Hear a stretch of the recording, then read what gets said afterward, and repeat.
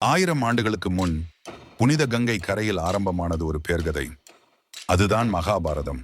அன்பு, தியாகம், நீதி, வீரமரம் இவை அனைத்தும் கலந்து நமக்கு சொல்லும் பேரறிவு கதை இது. ஹஸ்தினாபுரத்தின் மன்னன் சாந்தனு ஒரு நாள் கங்கை நதிக்கரையில் நடந்தார். அங்கே அவர் பார்த்தார் அவளை. அவள் கண்கள் நதியின் ஆழம் போல, முகம் சூரிய ஒளி போல பிரகாசித்தது. அவள்தான் தேவி கங்கை. சாந்தனு அவளை கேட்டார், நான் உன்னை திருமணம் செய்ய விரும்புகிறேன். அவள் சிரித்தாள். சொன்னாள், நான் ஒப்புக்கொள்கிறேன், ஆனால் ஒரு நிபந்தனை. நான் என்ன செய்கிறேனோ அதை நீ தடுக்கக்கூடாது. ஒவ்வொரு குழந்தையும் பிறந்தது, ஆனால் கங்கை அவனை ஆற்றில் மூழ்கடித்தாள். 8வது குழந்தையை விட்டபோது சாந்தனு கத்தினார், நிறுத்து கங்கை. அவள் நின்றாள், சிரித்தாள், மறைந்தாள். அவள் சொன்னாள், இவன்தான் தேவர்களின் ஆசீர்வதிக்கப்பட்டவன், பீஷ்மர். பீஷ்மர் அர்த்தம் பீஷ்ணமான உறுதி. அவன் தந்தை சாந்தனுவுக்காக தனது வாழ்க்கையை அர்ப்பணித்தான்.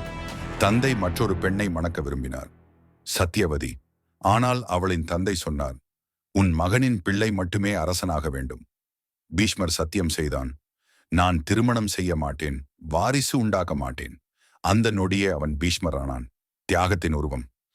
குந்தி என்ற இளம் பெண் ரிஷி துர்வாசரால் ஒரு தெய்வீக வரம் பெற்றாள். ஒரு நாள் ஆர்வத்தால் சூரியனை அழைத்தாள். சூரிய தேவன் அவளுக்கு முன் தோன்றினார். ஒளியின் தேவர். அவளின் கருவில் பிறந்தான், தங்க கவசத்துடன் ஒரு குழந்தை. ஆனால் குந்தி பயந்தாள். அவள் அந்த குழந்தையை ஒரு கூடை பெட்டியில் வைத்து ஆற்றில் விட்டாள். அந்த குழந்தை கரையில் ஒரு சாரதி குடும்பத்தால் வளர்க்கப்பட்டது. அவன் வளர்ந்தான் வீரமாய், ஆனால் உள்ளத்தில் எரிந்தது. நான் யார் என்பதே. அவன்தான் கர்ணன், தெய்வத்தால் பிறந்தவன், ஆனால் விதியால் மறைக்கப்பட்டவன். பஞ்சால மன்னன் துருபதன் அர்ஜுனனிடம் தோற்ற கோபத்தில் ஒரு யாகம் செய்தார். அந்த யாக குண்டத்திலிருந்து எழுந்தாள் ஒரு பெண், நெருப்பிலிருந்து பிறந்தவள், திரௌபதி. அவளின் கண்கள் தீ போல, இதயம் நீதி போல. அவள் முகம் ஒரு போரின் சக்தி. அவள் சுயம்வரம் நடத்தினாள். அந்த போட்டியில் வெற்றி பெற்றது அர்ஜுனன். ஆனால் விதி அவளை பாண்டவர்கள் அனைவரின் மனைவியாக்கியது. பின்னர் அவள் அவமானத்தை சந்தித்தாள். அந்த நொடியே மகாபாரதத்தின் தீ மூண்டது. அவள் சொன்னாள், நீதி உயிருடன் இருக்கும் வரை நான் சும்மா இருக்க மாட்டேன். அவள் தீயிலிருந்து பிறந்தாள்.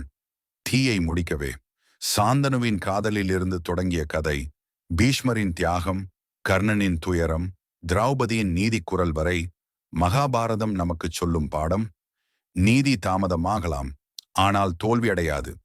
இது ஒரு புராணம் அல்ல, இது மனித உணர்வுகளின் வரலாறு. இது ancient lens by Janani, Tamil epic stories. Like, share, subscribe செய்து ஒவ்வொரு வாரமும் ஒரு புதிய புராணத்தின் இதயத்தை காணுங்கள்.